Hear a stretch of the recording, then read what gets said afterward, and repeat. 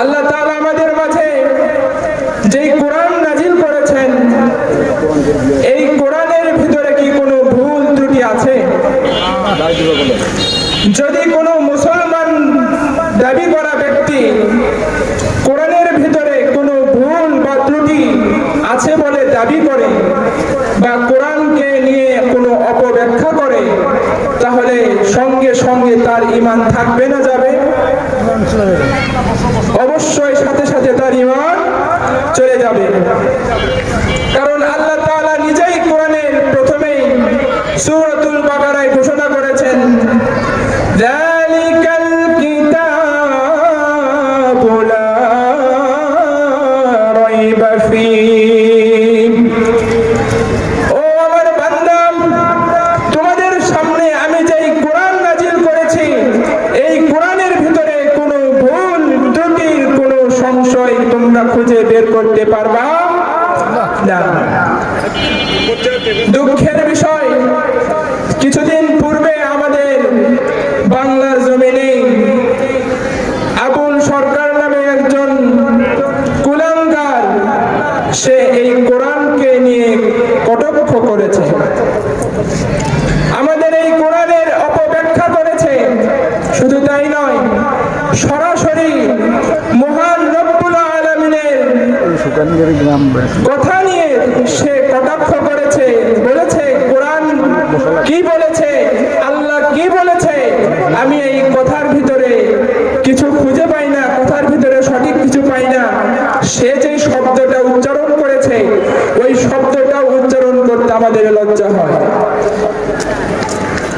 আমি স্পষ্ট করে বলতে চাই, আমাদের এই বাংলার জমিনে যদি কোরআনের আইন চালু থাকতো, ওই রকম কাফের যে কোরআনকে নিয়ে কটাক্ষ করেছে, তার ওই কোরআনকে নিয়ে কটাক্ষ করার আগে তার গলা থেকে কল্লাকে আলাদা করে দেওয়া হতো। কথা বলেন ঠিক কিনা?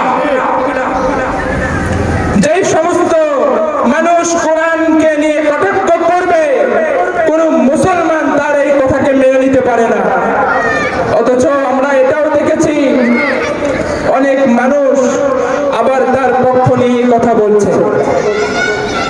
সে যে কোরআনকে নিয়ে কটাক্ষ করলো, তার বিরুদ্ধে কোনো পদক্ষেপ নিবে, তার বিরুদ্ধে কি শাস্তি নিবে, এটার কোনো কথা নাই। উল্টো অনেক বড় রাজনীতিবিদগণরাও তাদের পক্ষ নিয়ে কথা বলে, আবার তাদের জন্য সুপারিশ দাবি করে, তাদের এটাকে কোনো ভুল হয় নাই বলে দাবি করে। কারণ তাদের কিছু ভোটের প্রয়োজন আছে সামনের নির্বাচনে। কথা বলেন ঠিক কিনা? যদি কোন মুসলমান কোরআনের অপব্যাখ্যাকারী, আল্লাহ তাআলাকে নিয়ে অপব্যাখ্যাকারীর পক্ষেও কথা বলে, সে যে অপব্যাখ্যা করেছে সেও কাফের, এবং যেই ব্যক্তি তাদের পক্ষ নিয়ে কথা বলবে সেও কাফের। কথা বলে ঠিক কিনা? সম্মানিত হাজিরিন, আমরা হুজুররা যখন এই সমস্ত কথা বলতে যাই, আমাদেরকেও আবার অনেকে অনেক কথা বলে হুজুররা ধর্ম নিয়ে ব্যবসা শুরু করছে, হুজুররা মাহফিলে এসে কোরআন হাদিসের কথা বলা বাদ দিয়ে রাজনৈতিক কথা বলা শুরু করছে। কিন্তু আল্লাহ তাআলা যে আমাদের ভিতরে কোরআন নাজিল করেছেন, এই কোরআনের ভিতরে শুধু নামাজ, রোজা, যাকাতের কথাই আছে, নাকি কিভাবে বাংলাদেশকে শাসন করতে হবে, কিভাবে এই পুরো বিশ্বকে শাসন করতে হবে, এই বিশ্বকে শাসন করার পদ্ধতিও আল্লাহ তাআলা কোরআনের ভিতর বলে দিয়েছেন। আজকে যদি আমরা এই সমস্ত কথা বলতে যাই, তারা আমাদেরকে গালি দেয়, হুজুররা ধর্ম নিয়ে ব্যবসা শুরু করছে। আজকে আপনাদের সামনে ধর্ম নিয়ে ব্যবসা করার সংজ্ঞা বলে যায়। বাংলাদেশে কোনো একজন ব্যক্তি যদি ঘোষণা করে, কোনো আলেমকে প্রস্তাব দেয়, আমি আপনাকে 1 কোটি টাকা দিব, বিনিময়ে আপনি আপনার যে টুপি, আপনার যে জুব্বা, আপনার যে সুন্নতি লেবাস রয়েছে, এটাকে খুলে ফেলতে হবে এবং আপনার দাড়িকে কেটে ক্লিন আপনাদের কি মনে হয় বাংলাদেশের কোনো আলেম এই প্রস্তাব মেনে নেবে? অথচ পক্ষান্তরে যদি কোনো একজন নেতাকে বলা হয় আপনার সামনে অনেক ভোট পাবেন, আপনি আপনার এই শার্ট প্যান্ট খুলে জুব্বা পাঞ্জাবি পরুন, দাড়িটা একটু লম্বা করুন এবং ঘন ঘন মসজিদে যে নামাজ পড়ুন, আপনি ভোট পাবেন, আপনার নির্বাচনে অনেক সুবিধা হবে এবং মানুষজন আপনাকে অনেক ভালো বলবে। বলেন এই প্রস্তাবে তারা রাজি হবে কিনা? তাদেরকে রাজি হওয়াতে হবে না। যখন ভোটের সময় আসে কোন ব্যক্তি রয়েছে, আমরা তো দিনে 5 ওয়াক্ত নামাজ পড়ি, তারা দিনে 8 ওয়াক্ত 6 ওয়াক্ত নামাজ পর্যন্ত হয়ে যায়। বলবেন কিভাবে? গ্রামগঞ্জে সাধারণত দেখবেন এশারের নামাজ হয় 7টার দিকে, কিন্তু শহরে যান সেখানে দেখবেন 8:30টায় এশারের নামাজ হয়। যারা ভোটে দাঁড়িয়েছে দেখবেন গ্রামে নামাজ পড়েছে 7:30টায়, নামাজ পড়ার পরে আবার আরেক জায়গায় গিয়েছে, আরেক শহরে গিয়েছে, সেখানে যেয়ে দেখে নামাজ আবার আজান দিয়েছে, সাথে সাথে আবার মসজিদে দৌড়। সাথে থাকা জেলা পান্ডা বলেন, নেতা আপনি তো কিছুক্ষণ পূর্বেই নামাজ পড়লেন, আবার কেন মসজিদে ঢুকতেছেন? নামাজ তো আমরা পড়েছি। নেতা বলে, চুপ করবে না, কিছুক্ষণ আগে নামাজ পড়েছি তো কি হয়েছে, সামনে নির্বাচন, যত জায়গায় সুযোগ পারবি নামাজ পড়, নামাজ যত পড়বি তত ভোট বেশি পাবো। পরিষ্কার কথা। কোন আলেমকে টাকার অফার দিলে যেমন সে তার লেবাসকে বদলাবে না, সে তার দাড়িকে ক্লিনশিপ করবে না, এবং পক্ষান্তরে শুধু রাজনীতিবিদগণদেরকে যদি টাকার অফার দিতে না হয়, টাকার অফার দেওয়া লাগবে না, শুধুমাত্র ভোটের অফার দিলেই তারা পাঞ্জাবি টুপি পরতে রাজি। অর্থাৎ ধর্ম নিয়ে কখনো হুজুররা ব্যবসা করে না, ধর্ম নিয়ে ব্যবসা করে রাজনীতিবিদগণরা। কথা বলেন ঠিক কিনা? হুজুরদেরকে ধর্ম ব্যবসায়ী বলবেন না। আমি আপনাদের সামনে বিশ্বনবী মুহাম্মদুর রাসূলুল্লাহ সাল্লাল্লাহু আলাইহি ওয়াসাল্লামের অসংখ্য অগণিত হাদিসের ভিতর থেকে একটি মাত্র হাদিস পাঠ করেছি। আল্লাহ যদি তৌফিক দান করে সংক্ষিপ্ত আকারে এই হাদিসের উপরে কিছু কথা বলবো। মিশকাত শরীফের 4870 নম্বর হাদিস। নবী করিম সাল্লাল্লাহু আলাইহি ওয়াসাল্লাম ইরশাদ করেছেন তার উম্মতদেরকে, তোমাদের ভিতরে যদি তোমরা কেউ আমাকে এই জিম্মাদারি দিতে পারো, আমি তাহলে তোমাদের জন্য জান্নাতের জিম্মাদার হয়ে যাব। বলুন সুবহানাল্লাহ। বিশ্ব নবীজি বলেন, তোমাদের ভিতরে আমি 6টি ওয়াদা করে দিতে চাই, তোমরা যদি আমার কাছে 6টি ওয়াদা করতে পারো, আমি বিশ্ব নবী তোমাদের জন্য জান্নাতের ওয়াদা করে যাচ্ছি। সেই 6টি ওয়াদার ভিতরে একটি হলো, তোমরা যখন কথা বলবে, মানুষের সঙ্গে কথা বলবে, সদা সর্বদাই সত্য কথা বলবে। আমরা মিথ্যা কথা বলি কিনা? আমরা হুজুররাও দেখবেন সব সময় যে সত্যি কথাই বলে এমনটা নয়। সাধারণ মানুষের ভিতরেও মানুষ মিথ্যা কথা বলে, হুজুররাও মিথ্যা কথা বলে। অথচ আজকে থেকে 1400 বছর পূর্বে চলে যান, সেই বিশ্ব নবীজির জামানার দিকে তাকান, দেখেন তার সাহাবায়ে কেরামগণ কেমন সত্যবাদী ছিলেন। বিশ্ব নবীজির দরবারে একজন ব্যক্তি এসে নবীর কাছে বলল, ইয়া রাসূলুল্লাহ, ইয়া হাবিবাল্লাহ, আমি আপনার কাছে এসেছি ইসলাম ধর্ম গ্রহণ করার জন্য, আমি আপনার কাছে এসেছি মুসলমান হওয়ার জন্য, কিন্তু আমার 4টা বদ অভ্যাস রয়েছে। আমাকে যদি আপনি মুসলমান বানান, এই 4টি অভ্যাসের ভিতরে যে কোনো একটি অভ্যাস আমি বাদ দিব, বাকি 3টে অভ্যাস আমি বাদ দিতে পারবো না। কি চারটি অভ্যাস যেগুলো তুমি বাদ দিতে চাও না? সেই ব্যক্তি নবীর সামনে বলল, আমার 1 নম্বর অভ্যাস, আমি মিথ্যা কথা বলি। 2 নম্বর অভ্যাস, আমি জিনা করি। 3 নম্বর অভ্যাস আমার রয়েছে, আমি চুরি করি।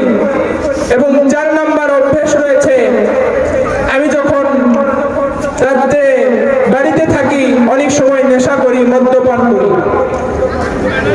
নবীজি বললেন, ঠিক আছে, আমি তোমাকে এই 4টি অভ্যাস একবারেই বাদ দিতে বলবো না, শুধুমাত্র 1টি অভ্যাস বাদ দিতে বলবো। বাকি 3টি তোমার যে অভ্যাস রয়েছে তুমি করে যেতে পারো, সমস্যা নেই। কিন্তু সাথে একটি শর্ত দিচ্ছি, 7 দিন পর পরে তুমি আমার কাছে আসবা এবং আমার সাথে মাঝে মধ্যে একটু দেখা করবা, কথা বলবা। সাহাবায়ে কেরাম বললেন, এর চাইতে সহজ আর কিছু হতে পারে? আমাকে জিনার অনুমতি দিল। নবীজি বললেন, তুমি মিথ্যা কথা বলবা না। সেই ব্যক্তি বলল, আমাকে শুধুমাত্র মিথ্যা কথা বলার জন্য বারণ করলেন? নবীজি বললেন, হ্যাঁ, তুমি শুধু মিথ্যা কথা বলা বাদ দাও, বাকি যে 3টি অভ্যাস তোমার ভিতরে রয়েছে তুমি করে যাও, সমস্যা নেই। সাহাবী অত্যন্ত খুশি হলেন, আমি জিনা করতে পারবো, চুরি করতে পারবো, মদ্যপান করতে পারবো, কোনো সমস্যা নাই, শুধুমাত্র মিথ্যা কথা বাদ দিলেই হবে। এটা কোনো ব্যাপার হলো? সাহাবায়ে কেরাম যখন বাড়িতে চলে গেল, বাড়িতে চলে যাওয়ার পর রাতের বেলা সবাই যখন ঘুমিয়ে পড়েছে, ওই সাহাবী একজন ব্যক্তির বাড়িতে গেল চুরি করার জন্য। চুরি করতে যেয়ে যখন সেই মানুষের সম্পদ লুট করতে লাগে, এমন সময় ওই সাহাবীর জেহেনে আসে, তার স্মরণে হয়, আমি যদি এখন এই ব্যক্তির সম্পদকে চুরি করি, এখন যদি আমি চুরি করি, আমাকে তো রাসূল কিছু বলবে না, কিন্তু রাসূল আমাকে আদেশ করেছেন 7 দিন পর পর তুমি আমার সঙ্গে মাঝে মাঝে দেখা করবা। 7 দিন পর যখন আমি নবীর কাছে যাব, নবী আমাকে জিজ্ঞাসা করবে, তুমি কি এর ভিতরে চুরি করেছিলে? আমি কিভাবে নবীজির সামনে বলবো, ইয়া রাসূলুল্লাহ, আমি আপনার কথা মিথ্যা কথা বলবো না, এই কথা রাখছি, আমি তো সত্য কথাই বলছি, আমি চুরি করেছি। ওই সাহাবী মনে মনে ভাবে, আমি তো মিথ্যা কথা না বলার ওয়াদা করেছি, এখন যদি আমি নবীজির কাছে মিথ্যা কথা বলি তাহলে তো আমার ঈমান থাকবে না। অর্থাৎ আমি যদি নবীর সামনে বলি আমি চুরি করেছি, তাহলে তো আমার ঈমান থাকে না। আমি নবীর সামনে চুরি করেছি এই কথা বলতে পারবো না। নবীজি যখন ওই সাহাবায়ে কেরামকে পরের সপ্তাহে ডাক দিল, ওই সাহাবায়ে কেরাম ওই সাহাবী নবীজির সামনে এসে বলল, ইয়া রাসূলুল্লাহ, আমি আপনার কথা রেখেছি, মিথ্যা কথা বলবো না, আমি চুরি করতে গিয়েছিলাম, কিন্তু চুরি করার সময় আমার স্মরণ হয়েছিল, আমি আপনাকে কথা দিয়েছি আমি কখনো আর মিথ্যা কথা বলবো না, তাই চুরি করেছি। এই কথা যদি আপনার সামনে বলি আমার বড় লজ্জা লাগে, তাই আমি সেই চুরি করা থেকে বিরত থেকেছি। পরের দিন ওই সাহাবী যখন আরেক জায়গায় গেল, তার আরেকটি বদ অভ্যাস জিনা করা।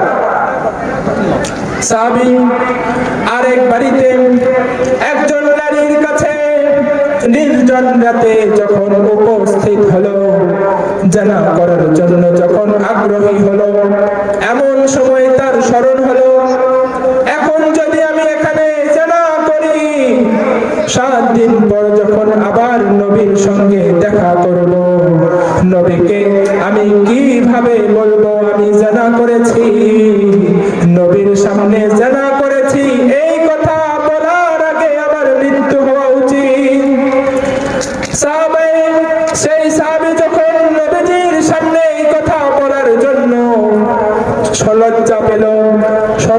পেল তখন সেই সাহাবী সেই জিনা করা থেকেও বিরত থাকলো। বলুন আল্লাহু আকবার।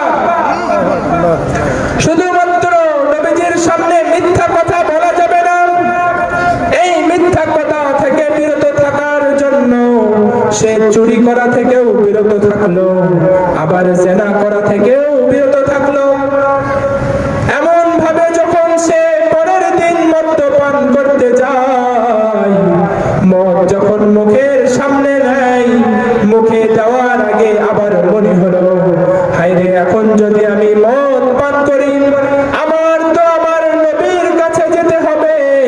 নবীর কাছে গিয়ে যখন নবী আমাকে জিজ্ঞাসা করবে তুমি কি মদ পান করেছিলেন, আমি তখন নবীর সামনে কিভাবে উচ্চারণ করব, ইয়া রাসূলুল্লাহ আমি মদ পান করেছি, আমি জিনা করেছি, আমি চুরি করেছি, আমি তো নবীকে কথা দিয়েছি আমি সব গুনাহ করব, কিন্তু কখনো মিথ্যা কথা আর বলবো না। মিথ্যা কথা যেহেতু বলতে পারবো না, তাই আমি নবীর সামনে তো সত্যি বলতে হবে। আর নবীর সামনে জিনা করেছি, মদ পান করেছি, চুরি করেছি, এই সমস্ত কথা বলা আমার পক্ষে সম্ভব নয়। তাই আমি এই কাজগুলো আজ থেকে ছেড়ে দিলাম। বলুন সুবহানাল্লাহ। শুধুমাত্র মিথ্যা কথা বলবে না, এই ওয়াদা করেছিল নবীর কাছে। আজকে সেই সাহাবায়ে কেরাম তার বাকি যে আরো জঘন্য তিনটি বদ অভ্যাস ছিল, সমস্ত বদ অভ্যাস তার চলে গেল শুধুমাত্র কি কারণে? মিথ্যা কথা বাদ দেওয়ার কারণে। তাই আমরা যদি কখনো মিথ্যা কথা বলি, সাথে সাথে তওবা করে নিব, আর ভবিষ্যতে কখনো মিথ্যা বলবো না, এটাও আমাদের নিয়ত করা উচিত। আল্লাহ তাআলা আমাদের সবাইকে তৌফিক দান করুন। বলুন আমিন। এরপরে নবীজি দ্বিতীয় নাম্বার আদেশ করেছেন তার উম্মতদেরকে। নবীজি বলেন, তোমার কাছে কেউ যদি কিছু গুরুত্বপূর্ণ কোনো জিনিস গচ্ছিত রাখে, আমানত রাখে, তুমি অবশ্যই সেই আমানতকে রক্ষা করবা। অবশ্যই তোমার কাছে কোনো কিছু আমানত রাখলে সেই আমানতের খেয়ানত কখনো করবে না, কারণ আমানতের খেয়ানত করা অনেক বড় কবিরা গুনাহ। বর্তমানে আমাদের সমাজের দিকে তাকালে আমরা দেখতে পারবো, কেউ যদি কারো কাছে কোনো কিছু গচ্ছিত রাখে, সেটা তো ঠিক রাখেই না, উল্টো আরো মানুষের, আরো জনগণের সম্পদ, সরকারি সম্পদ, মাদ্রাসার সম্পদ, আরো কত জায়গার কত আমানত আমাদের কাছে রয়েছে, এই সমস্ত আমানত আমরা সব সময় খেয়ানত করে থাকি। তাই আমাদের উচিত আমানতের খেয়ানত করা যাবে না। আমাদের জন্য নবীজি তৃতীয় নম্বরে আদেশ করেছেন, তোমরা যখন রাস্তায় চলবে তোমাদের দৃষ্টিকে অবনত রাখবে। অর্থাৎ কোনো মানুষ যদি রাস্তায় চলার সময় তার দৃষ্টিকে অবনত রাখে, সেই মানুষকে আল্লাহ তাআলা শয়তানের চক্রান্ত থেকে বেঁচে রাখে। বলুন সুবহানাল্লাহ। বলবেন কিভাবে? যখন আল্লাহ তাআলা হযরতে আদম আলাইহিস সালামকে সৃষ্টি করলেন, আদম আলাইহিস সালামকে সৃষ্টি করার পরে তার সমস্ত ফেরেশতাদেরকে একত্রিত করে সমস্ত ফেরেশতাদেরকে আদেশ করলো, তোমরা সকলেই আমার বান্দা আদমকে সিজদা করো। সমস্ত ফেরেশতারা যখন সিজদা করলো, একজন মাত্র ব্যক্তি সে আদমকে সিজদা করলো না। সে কে ছিল? ইবলিস। তার নাম ছিল আযাজিল। সে ওই সময় ফেরেশতাদের সর্দার ছিল। ইবলিস শুধুমাত্র আদমকে যখন সিজদা করলো না, তখন আল্লাহ তাআলা আদমকে সিজদা না করার কারণে তাকে জান্নাত থেকে বিতাড়িত করলো এবং তাকে সবচাইতে বড় মানুষের দুশমন শয়তান হিসেবে ঘোষণা করলো এবং তাকে বলল, তুই এখনই আমার এই জান্নাতের এই আরশ থেকে বের হয়ে চলে যা, তোর কোনো জায়গা নাই। সেজদা করার পরে ইবলিস যখন সেজদা করলো না, তখন ইবলিসকে যখন আল্লাহ তাআলা বের করে দিল, ইবলিস আল্লাহকে বলল, আমাকে জান্নাত থেকে বের করে দিচ্ছেন, সমস্যা নাই, আমি আপনার কাছে কয়েকটা জিনিস চাবো, কয়েকটা আবেদন করব, আমার এই আবেদনগুলো আপনি কবুল করে নেন। আল্লাহ বললেন, কি বল? তখন শয়তান ইবলিস আল্লাহকে লক্ষ্য করে বলে, আমি মানুষের যেন শিরায় শিরায় রগে রগে প্রবেশ করে মানুষকে ধোঁকা দিতে পারি, আমি মানুষকে যেন সব সময় তার আমল থেকে বিরত রাখতে পারি এবং আমাকে কিয়ামত পর্যন্ত হায়াত দেওয়া হোক। আল্লাহ তাআলা তার এই সবগুলো শর্ততে রাজি হলেন এবং সেই ইবলিস আল্লাহর সামনে এটাও বলল যে আমি মানুষকে ডান দিক থেকে, বাম দিক থেকে, সামনে থেকে, পেছনে থেকে, চতুর্দিক থেকে আক্রমণ করব।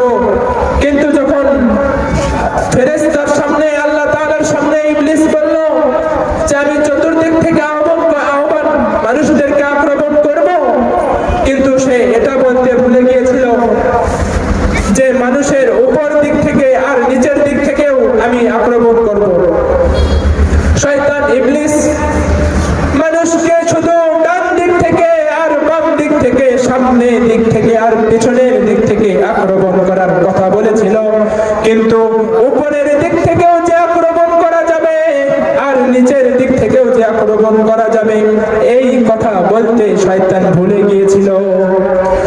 আল্লাহ তাআলা শয়তানকে লক্ষ্য করে বলে, ও শয়তান ইবলিস, শুনে রাখ, তুই যখন মানুষদেরকে চতুর্দিক থেকে আক্রমণ করবি, ওই ব্যক্তি যদি নিচের দিকে তাকিয়ে চলে অথবা উপরের দিকে তাকিয়ে আমার কাছে কিছু চাই, আমি তাকে তোর এই সমস্ত চক্রান্ত থেকে বেঁচে দিব, আমি তার জীবনের সমস্ত গুনাহ খাতা মাফ করে দিব, তাকে আমি জান্নাত দান করে দিব। বলুন সুবহানাল্লাহ। অর্থাৎ কোন মানুষ যদি নিচের দিকে তাকিয়ে রাস্তাঘাটে চলে তাহলে তাকে শয়তান ধোঁকা দিতে পারবে না। আল্লাহ তাআলা আমাদেরকে আমল করবার তৌফিক দান করুক, বলুন আমিন। সংক্ষিপ্ত সময়